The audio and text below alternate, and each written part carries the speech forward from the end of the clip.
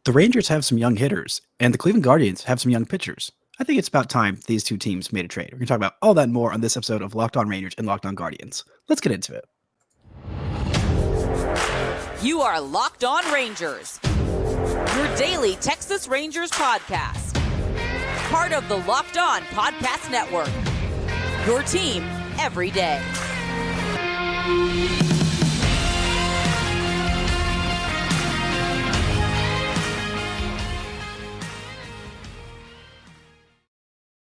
You are locked on to the World Series champion Texas Rangers. I'm Bryce Patrick, a cripplingly addicted Texas Rangers fan covering this team for 10 seasons, including all 5 as the founder and host of this podcast. Joining me today is Jeff Ellis, host of Locked On Guardians, to do a crossover edition, talk about some hypothetical trades, talk about some draft, because Jeff is one of the foremost MLB draft experts in the world, and talk about the good vibes of Austin Hedges as well. Jeff, how are you doing today? I'm doing pretty well. It's hard to...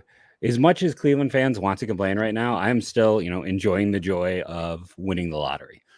That still got me, a little bit, not, part of it's being a fan, and the part of it is just the amazing amount of attention it brought our way, if I'm being also a little bit mercenary with it.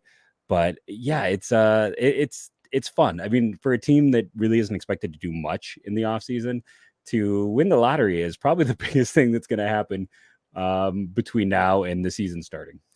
Yeah, honestly, I had completely forgotten about that. The Guardians are picking first. The Rangers are picking 30th.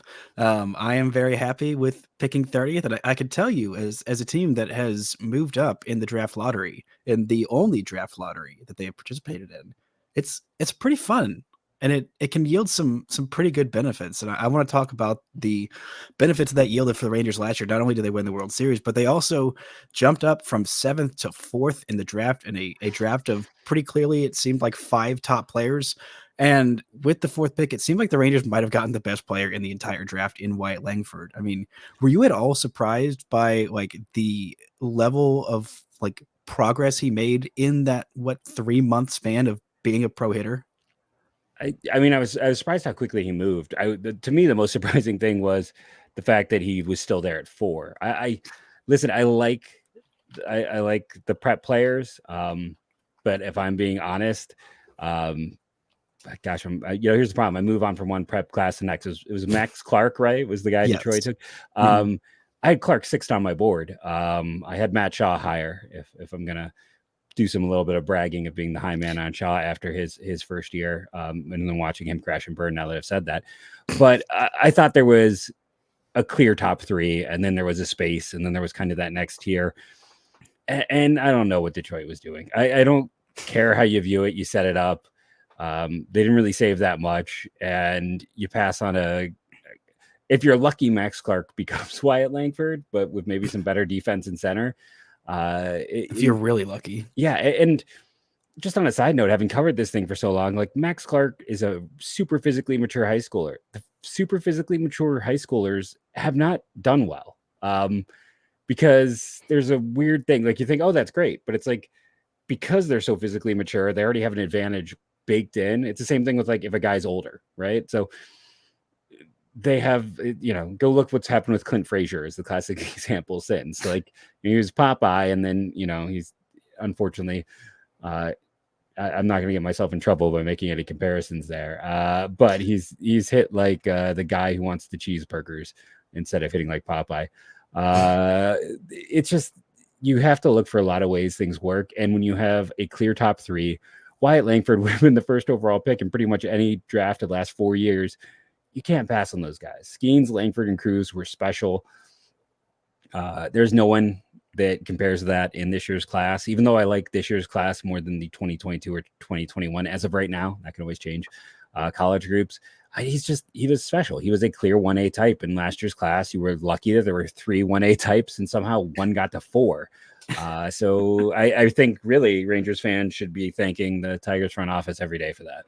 Oh, I am thanking them literally every single day. I mean, the fact that so many things had not gone the Rangers' way, especially in like many drafts. I mean, recently they're having a good track record. Their 2020 draft is looking really, really good right now. I mean, the first opposite of Cleveland's. Yeah, it's looking like the first round pick was maybe the worst pick of that, and that's going to be a probably pretty solid big leaguer, I think, at least 3 to 5 year career in Fossview. There's a home somewhere.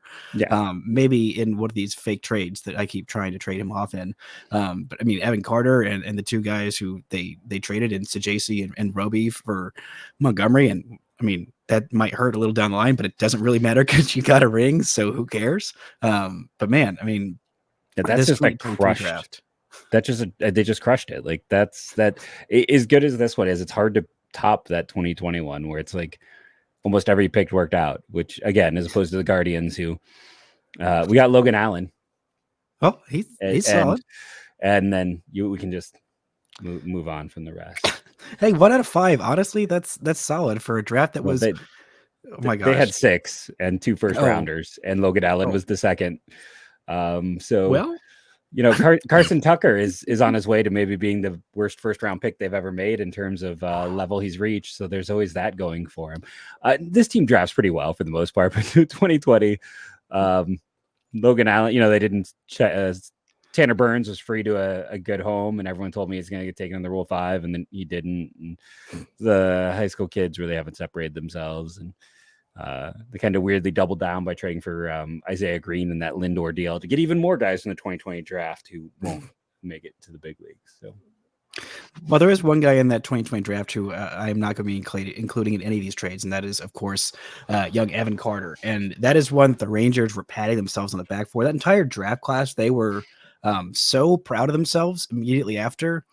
And me and my often frequent guest, Grant Schiller, who writes for Baseball Perspectives, we were both just laughing at them after the 2020 draft because the Evan Carter pick, I mean, what did you see from the Evan Carter pick? Because you've covered the draft for forever. Did you know anything about Evan Carter going into that draft? Almost nothing. Like, he was one of those guys. Listen, I was like, well, I wasn't a Casey Schmidt guy. Some people were really high on him. So like the pick before that, I was kind of like, well, that's, you know, I go, that's like taking a third or fourth rounder, in my opinion, in the second round. You know, they're going to pay him. And then Evan Carter came up and I was like, oh, that's, you know, I don't have a ton here. And then immediately went Burl Caraway, who was maybe the best reliever, and JT Ginn and Freddie Zamora and Mason Wynn and Cole Henry, and then Logan. Like, so that was a pick that, like, not only did I not have a lot, but then all the picks after it were people I knew well. So I just rolled over it. Like, if I'm being honest, that was a pick where I'm like, Evan Carter, like, I gotta, like, he wasn't top of my head. I have to dig into my notes. And then everyone after him was someone I had stuff on. So you could probably do a search, and I probably didn't even like say anything about that pick in the second round, just because I was like already rolling to the next group. Because the whole next group was like, you had 2 guys who had first round talk about, you had a 2-way player, you had all this stuff. So I was just kind of, I immediately rolled past it. And it was one of those things where, especially because it was such a, I don't know if I want to say deep, it was a well-known college group in spite of the COVID year. Like, that was a heavy college class. And he was a guy that, listen, there are some people I'm sure knew him well, but Tennessee is getting better for high school prospects. It is better in Ohio, and there's 1 to 2 good guys every year. But I didn't have a lot of people telling me like, oh, you got to check out Evan Carter. And by the way, the only other player ever taking from his high school, from Elizabethton, was Ricky Carragher, a right-handed pitcher taken the 11th round in 1975. Wow. So yeah, not exactly a hotbed. Well, there is another famous, I don't know if you know this connection because you don't live in Dallas, you don't hear it all the time, but there is another famous DFW athlete from Elizabethton, Tennessee. It is Jason Witten. Oh, the former tight end? Yeah, who is now a high school football coach in Dallas area. Yeah, didn't he play University of Tennessee too, right? Yes, he did. Yes, he did. Yeah, He second is round pick, maybe? That was I used to be a football guy. Until, I have no idea. I don't know. He was a pick, and he was very good. And Evan Carter also, very good so far. Cleveland is terrible at all sports for most of my life. I'm in my 40s. You know, we had the LeBron run. Other than that, like, everyone knows about the football history. The baseball team. Hey, I've had 2 great runs, just haven't won anything. But I always joke, Cleveland isn't a sports town, it's a draft town. Hope always springs eternal. Why do I write about the draft? Because I was like raised on it as like, hey, this is what we watch. This is what we can get excited about. And then you just slowly get depressed as the year goes on and the picks bust and no one works well. And the team is on to its new head coach. That's pretty much how it works. But yeah, I do remember Jason Witten. I did not know that was his original location. But yeah, it's I guess it pays off in Texas. It does. It definitely does. And I mean, Evan Carter is the future is looking very bright in Texas for their young hitters, and not so much on the pitching development side. Coming up, we're going to look at a potential trade that could benefit both of these teams. Right after this word from our sponsors. This episode is brought to you by FanDuel. Score early this NFL season with FanDuel. New customers get $150 in bonus bets with any winning $5 moneyline bet. That's $150 if your team wins. If you've been thinking about joining FanDuel, there is no better time to get in on the action. The app is so easy to use, and there's a wide range of betting options, including spreads, player props, over-unders, and more. You can bet on the other teams in our market. You can bet on some Cleveland Browns football if you're feeling spicy. If you want to bet on some Cleveland Cavaliers basketball, or some Mavericks or Cowboys, they have all kinds of different lines. Like I said, go check it out at FanDuel.com/locked on and kick off the NFL season. FanDuel, official partner of the NFL. Now, the one thing that this Rangers development staff has not done, well, for many years, they had not done a good job of developing talent at all. But it seemed like this year, everything seemed to click just the right time. I mean, in terms of homegrown players, before this year, in the last 5-6 years, the only real success stories were, well, Joey Gallo, Rougned kind of, and yep, that was pretty much it.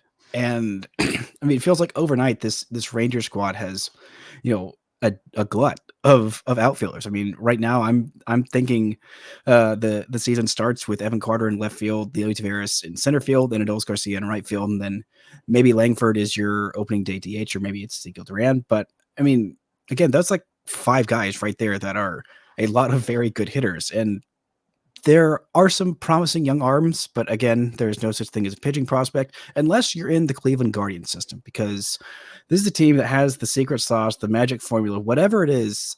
They just keep churning out these very good pitchers. And looking on Cleveland's baseball reference site of seeing, look at this rotation. Oh, here's a guy who's 24, 28, 24, 28, 23, 28. Are you freaking kidding me? How do you do this? How every single year? I don't understand it, Jeff. Can you? Is there something in the water in Cleveland that makes pitchers be good?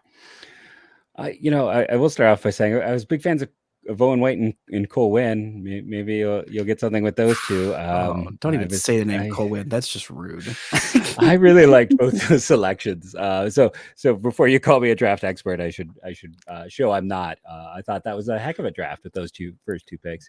Well, to be fair with Cole Winn, I don't think anybody knows what has happened there. I'm having a lot of hope for the kid. I mean, Cole Reagans was a former high school first round pick that everything just kind of randomly turned it on. Maybe he can go to wherever Cole Reagans went last winter and go figure out all of that. But I don't know if that's going to happen twice. Yeah. So I think the big thing is Cleveland knows what they are, and for the most part, they stick to that. Now they've had, like last year, they took I think it's Alex. I'm kind of blanking out. Clemmy, the left-handed pitcher in the second round, who's like not their type. So that was a little bit interesting, because what Cleveland does well is find extra gear, clean up mechanics, add miles per hour. One of the most, for me, infamous cases, and hey, this ties to Texas because they took him to Rule 5, was Kyle Dowdy, who was actually part of a pretty terrible trade. It was Willie Castro for Kyle Dowdy and Leonis Martin, as we are. Wasn't Martin a Ranger too? Martin, yeah. Who was supposed to help our outfield problem. That didn't happen. His center field defense, though, that was really fun to watch. I don't know if he was still elite defensively. He wasn't when we got him. He was brought in for his bat. We traded for him. It didn't go well. But Kyle Dowdy, small guy. I got to know him in AA. Very smart. He was always up tracking pitches. Built like you can use many terms. Very, very strongly built young man. But he came in throwing like 91, 92, and within a month he was at 97. And it's like, how do they do? Like, Cleveland works with guys, cleans up mechanics. They see the glitches and holes. And the funniest thing about them is they're kind of ruthless about it. Like, they will sit there. for the longest time, it's like they would take anyone Cincinnati cast off because Cincinnati's development was so bad with pitching. It's very good now, but there's like San Diego, that was another place.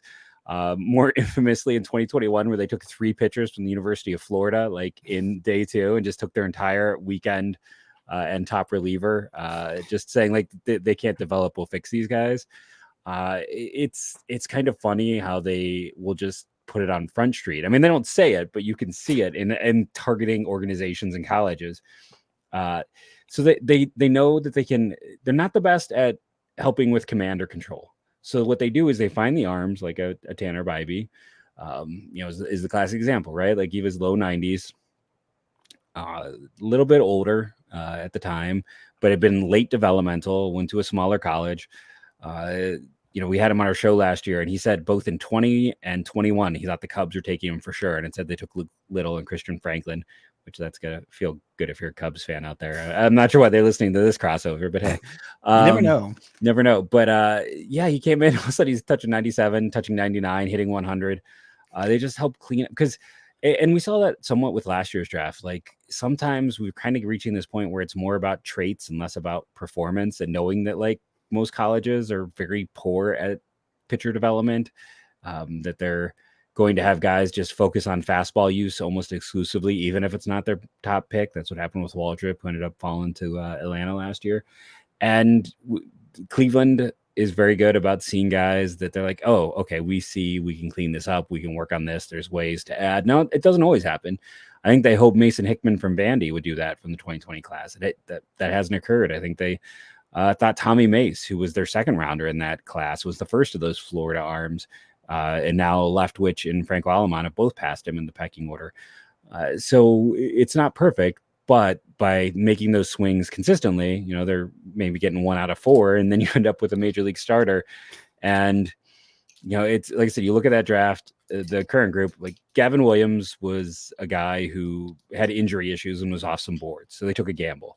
They love to gamble on guys with bad health. That has been another thing, because it's like they know that they wouldn't get this guy unless they had bad health. Like they take those gambles in that way to try to get more elite talent. Bybee was a mid-day 2 pick because he looked like a 5th starter. Now he might be their ace. And Logan Allen was a 2-way guy who had, there was a debate most people after he was drafted said he'd only be a reliever because his stuff wasn't good enough. And he hasn't really added that much as well, but he's just effective, and there's value in, lefties don't have to throw 100 miles an hour. Yeah. It really helps when they do. But see Cole Reagans, see him exactly. Man, if who am I thinking of? If Cody Bradford went to that exact whatever core work that Cole Reagans did in the offseason last year, and gained just a couple of ticks on his fastball, I think that might be the first half decent homegrown starting pitcher the Rangers have. Because I mean, it's not just the Rangers haven't developed like top end front line starting pitching. That's difficult for literally anybody to do. And there's like 3 teams that can really do it. It's Cleveland, it's been Houston, Rays, and like Dodgers, maybe Brewers have done a pretty good job with the I think there's a magic 5 essentially is what it feels like. But like even just one, because the Rangers, I mean, right now where they are in their offseason, they're not going to need to do a whole lot too. I would love to bring back Jordan Montgomery. It's looking like with the Bally situation, it's going to affect how much they can spend, unfortunately, which is really bad for the brand, as I have been screaming, oh, wow, look at those broke teams. It's so embarrassing. And then overnight, my team becomes one of them. But like if they had just one more starting pitcher where you felt good about being like a mid-rotation guy, I would feel incredible about their chances of repeating next year, or just developing like back-end bullpen guys. Speaking of, there is one back-end bullpen guy that the Rangers did develop that is currently in the Cleveland Guardians system. We're going to talk about that and some trades that have, or I guess one trade that has gone awry for these teams, and then make a potential pick and see who the Guardians want for their outfield from the Rangers. Right after this, for more sponsors.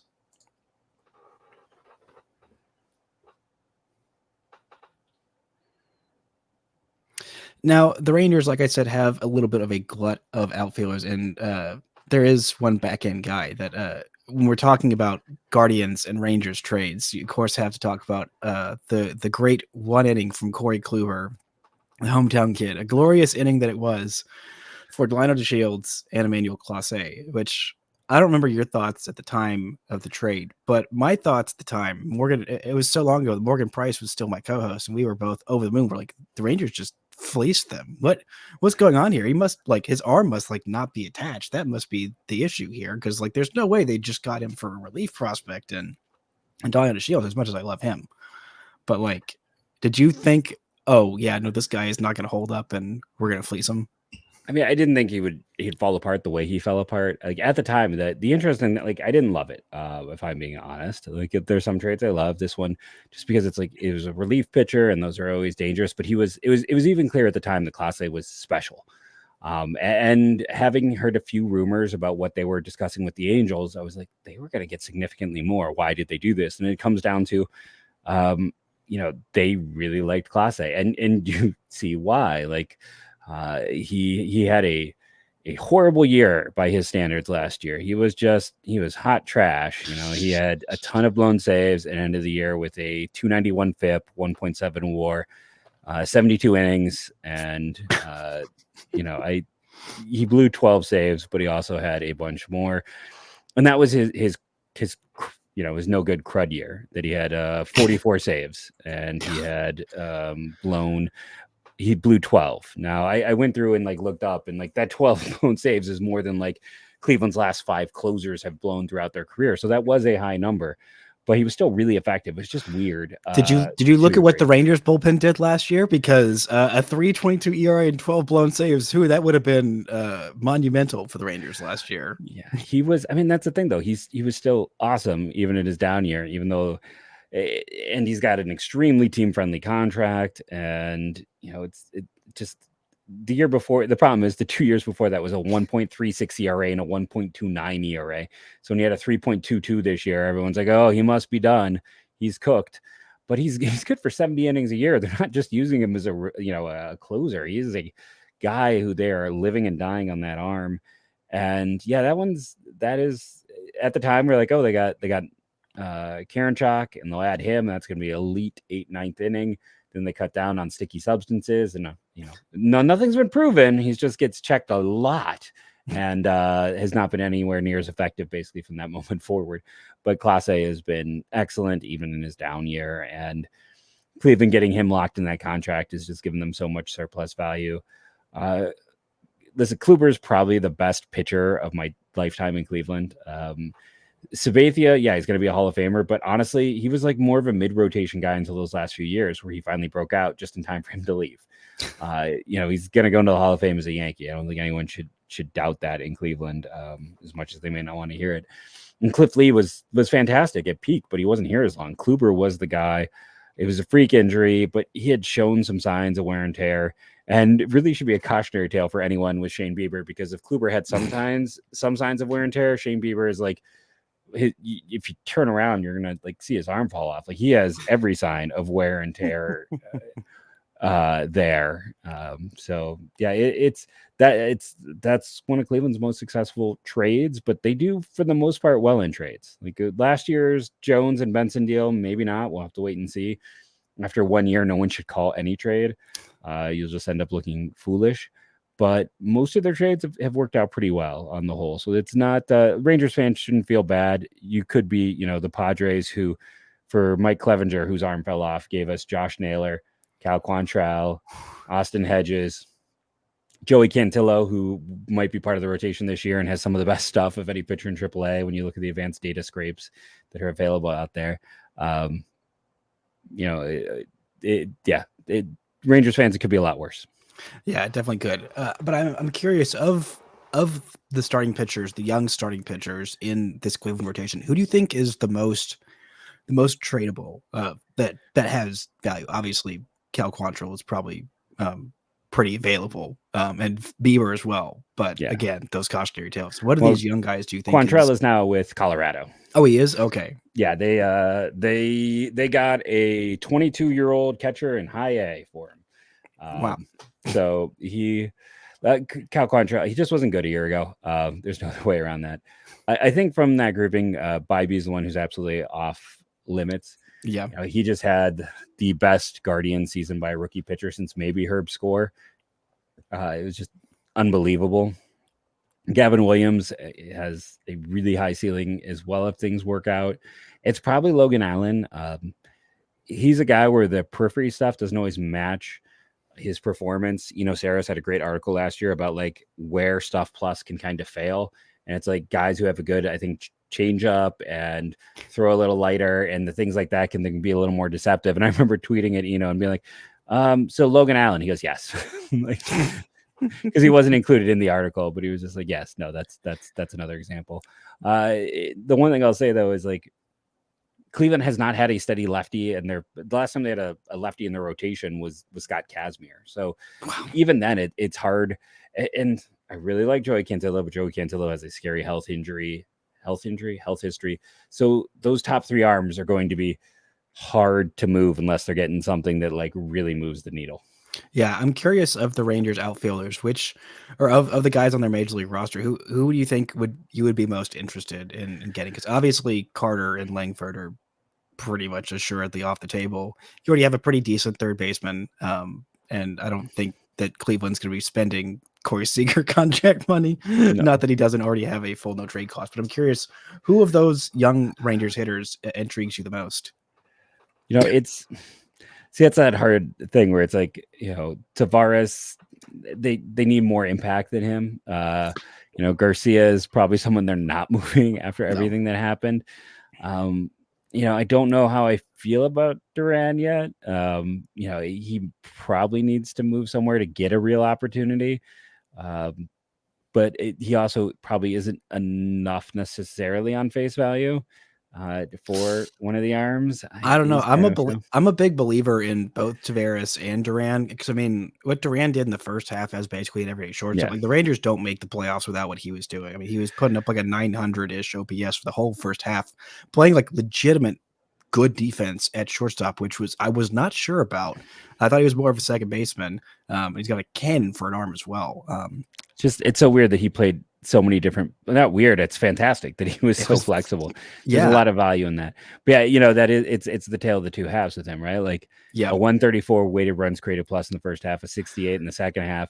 Same with Barris. Yeah, and it's like his BABIP, 381. That's hard to maintain. But then he dropped to a 321, so it shouldn't be quite the fall apart that he had. But then because the thing with Duran, his power went away too in the second half. His BABIP's going to stay high because he hits the absolute crap out of the ball. Like that's the thing that was most impressive to me, that I love the most about Duran, is that like no matter what level he's been at, he hits the absolute snot out of the baseball for a guy who is not that big, but he generates some pretty good exit velos consistently. And with Taveras, like the top end of his exit velos, he's not tapping into that raw power as much as I think he could. But when he gets a hold of one, like he hits it like 115, 116. Like his high end exit velos are crazy high. Yeah, he was. God, I remember being over at 24/7 and writing like my top 100 prospect rankings and like not being sure what to do with Taveras back in the day. But he got it together, figured it out, and this year kind of showed his value. But just it's that weird situation where like he's probably, you're looking average to league average bat, and Cleveland I think really needs someone who can bring him a little bit more. And like, well, that's kind of the problem with moving an arm right now is like, is Duran someone that they feel like could be a starter? And again, I mean, at the same time, we have Stephen Kwan and then like nothing in the outfield. So maybe the bar isn't that high. Can I interest you in a Dustin Harris possibly? He does. I feel like I was looking at him this offseason. I think he statistically had a nice profile just in terms of like opposite field, doing a lot of things like that. When I looked at the data, I think the one issue you'll run into with Cleveland right now is they are going to try to contend. And they're going to kind of want to, if they're moving one of these young arms, they want they want someone they know is a major league player who can step right in. And that's kind of, I think, what they're, and that's also where, I don't know what's going to happen with Bieber. I actually don't think they're going to trade him. So wait for him to be traded tomorrow, just because. And for fans who don't follow Cleveland, Bieber spent 2 of the last 3 years missing half the season. His velocity was down. He missed pitch. He couldn't strike. His strikeout rate was tied with Kyle Gibson a year ago. And his best pitch when he was, Cy Young winner was that curveball that he just either can't throw, can't grip, or doesn't trust. He's not using it anymore. So he's kind of a mess. So for as much as like everyone kind of leads with Bieber, if you dig into the numbers and the story, I don't know what you're gonna give up for him. Cleveland's in some respects. I compared it today the Jordan Montgomery situation. Like, you might be better off trying to fix him. And I mean, Texas paid a lot for Montgomery. They gave up 2 prospects I love to death in that and deal. Chris Stratton. Chris Stratton, don't forget. Who just got what, like $8 million in free agency? It was $5 million. 5. Okay. Joining Will Smith on the 2024 World Series champion Kansas City Royals. Yeah. No, our listeners are like, hey, the Royals are spending money. I'm like, yeah, is that what we really want to follow the Royals example of anything over the last decade? Royals fans will trade with Cleveland fans since that World Series. It's not that's not up for debate. But yeah, I think, for Cleveland, it's kind of figuring out. And what's interesting, I guess, with the Rangers in general is you guys have so many hitters. It's like, who's going to end up at DH? Are they going to, reach anything external, internal? Who's available? And then like the next wave hitting is going to be fascinating. That's where part of me is like, okay, so where are they going to play everyone? I remember contacting you during the season, and it's like, well, if we assume Garver leaves, that opens up DH. They may not have to trade anyone. It's like they may not have to sign a single hitter this offseason, which is, well, they'll probably sign like 1 or 2, like maybe bring Jankowski back, but like I think like Foscue, like we talked about him, it's like he's ready to play, and he's one of the few 20. He might be the only college hitter from the 2020 class who has not gotten the big leagues yet. It's just because there's no space. Not against him. It's not like he's underperformed. It's not like he's done a poor job. It's just, where do you put him? Exactly. But this was great talking with you. Great and hearing about the secret sauce in Cleveland, about their pitching staff. And hey, maybe if the Rangers learned how to figured out how to develop pitchers half as well as Cleveland, then 2023 would just be the start of a long, long run. But Jeff, thank you so much for joining me. Thank you all so much for listening. And until next time, don't forget to enjoy World Series champion Texas Rangers baseball.